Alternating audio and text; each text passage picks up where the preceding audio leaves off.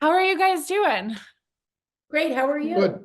Good, awesome. I'm Cortland. I write for Punch Drunk Critics, and I actually saw the premiere of your guys' film at Sundance this year and absolutely loved it. So Oh, congratulations, Thank you very guys. much. All right, so Keith, I want to kind of start off with you. You're an accomplished theater actor. Like, you seem like a proper thespian. Talk to me about talk to me about kind of like stripping away all that expertise to create the role of like a theater novice in Dan. Well, I said this before, the good thing about what I had to do as far as appearing not good at acting was that it's Shakespeare. So if you just cold read Shakespeare, you sound terrible. Yes. So luckily, that's what I did.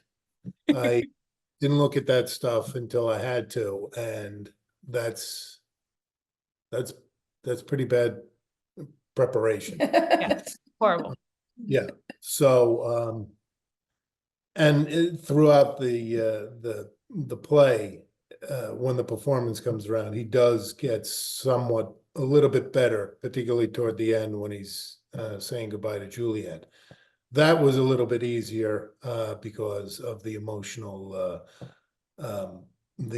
underneath. But initially, and it's also fun to try and play really bad a bad actor.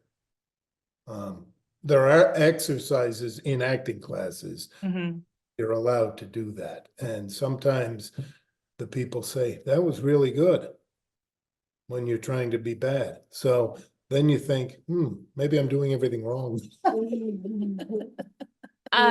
Keith and Tara, you guys are married in real life, and Katherine is your daughter, and you guys play a family in the film. I don't think I've ever interviewed a family, so this is very cool for me. There's also this theme of child loss, and your characters kind of have to figure out what parenting looks like, both for your surviving child, but then also for the child that you have lost. Talk to me about how you guys both approach this when preparing for Ghostlight. Yeah, you know, the easy part was we didn't have to prepare anything for this. Yeah. Right? Because that is our natural dynamic.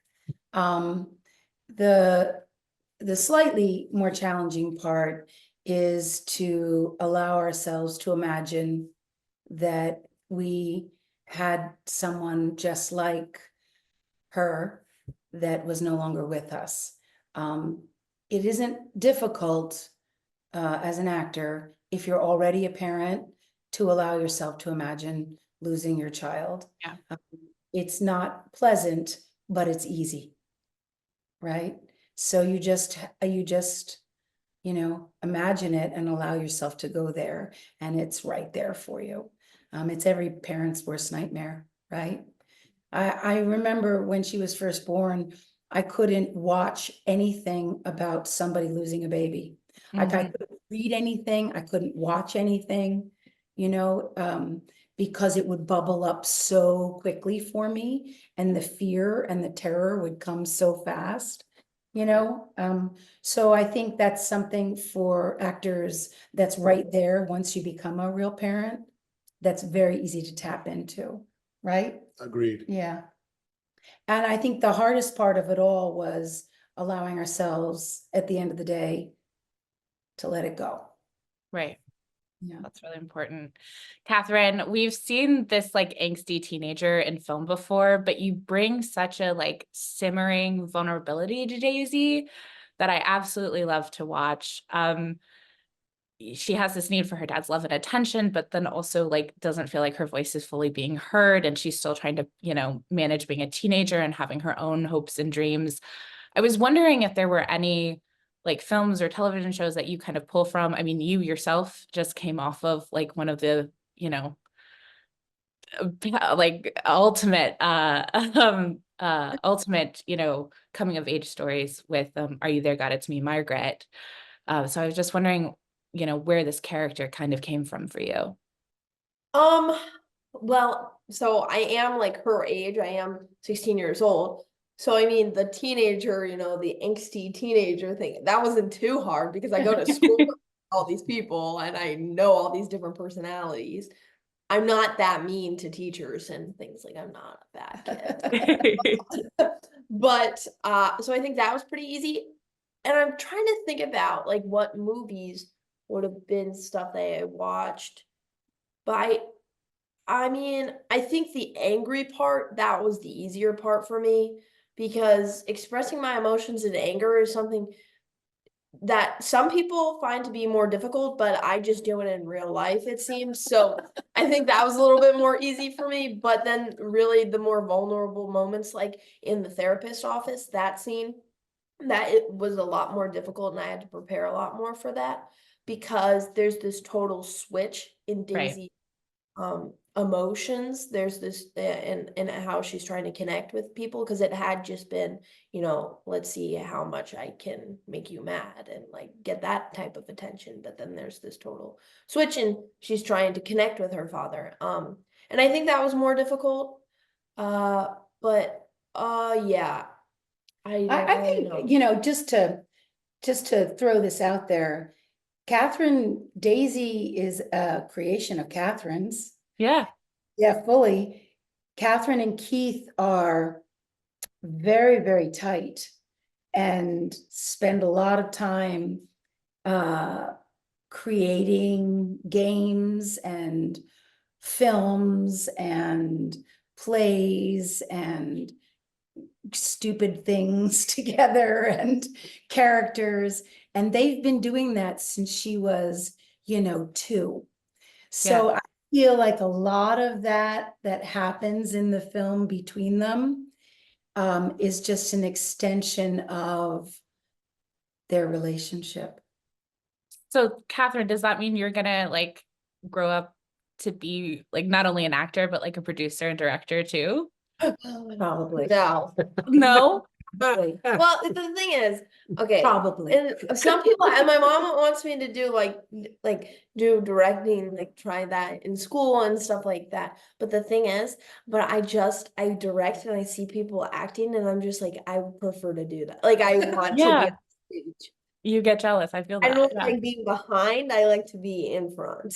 When she was little and all her friends would come over, she would immediately write plays and then make them do it. Yeah, and but I'd be in it. with give them. them notes. She'd be in it with them, but she would give them notes and Yeah.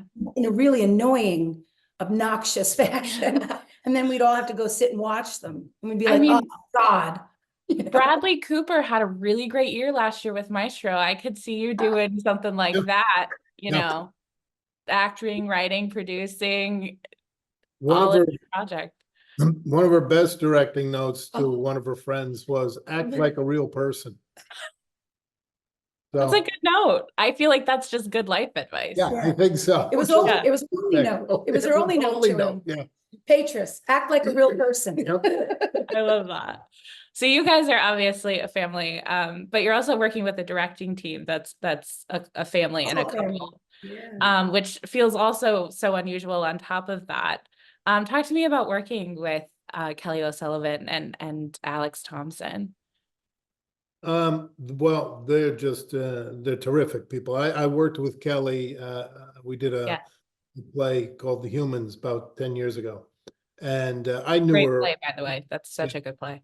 It is fantastic script. And I knew her from around town. She's a really great actor. And Alex, I knew also.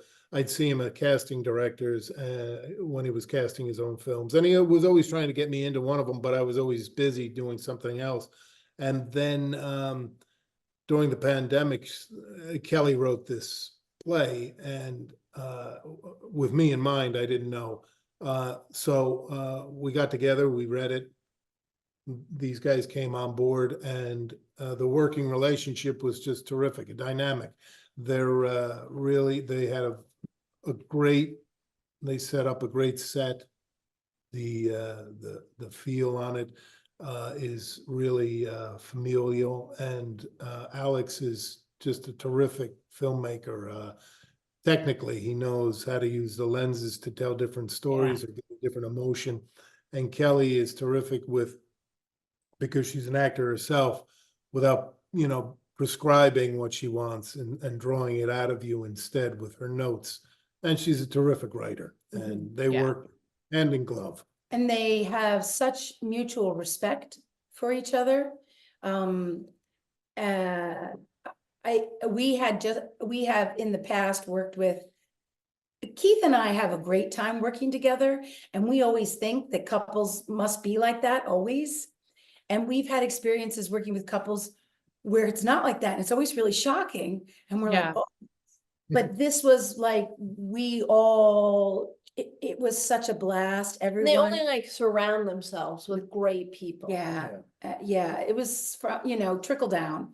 Everyone wanted to be there and was treated with the utmost respect and was at the top of their game. And that comes from Kelly and Alex. And they spoke to everybody with such respect and honored their voices. And you felt like you could talk to them about what you thought could be happening. And if Kelly had an idea, Alex would say, "Hey, Kelly has a thought." And if even if Alex, they gave each other space. Right. It was really amazing. Yeah. And Alex, sorry, go. Well, I was just going to add that Alex is really terrific at promoting people on the set, and giving people a chance. Like the set designer, she was an architect, never designed a set in her life, and she said, "I'd like to give it a shot." And he said, "Okay, come on in the picture and do it." Art director. Yeah. Art director. Yeah. I'm sorry. And she did a terrific job. She's Now amazing. she's going to do other stuff. Yeah. Yeah. Oh, that's awesome. That's awesome. Well, guys, thank you so much. My time is up. It was wonderful to speak with all of you. By the way, I met Alma on the bus at Sundance, like right after your screening. And she was so proud, and I can totally tell the camaraderie between all of you. Like it was awesome. So congratulations on the film. Thank you very much. Thanks for checking out the show. If you like what we're laying down, please subscribe to our channel and click the bell to receive notifications for all of our latest stuff.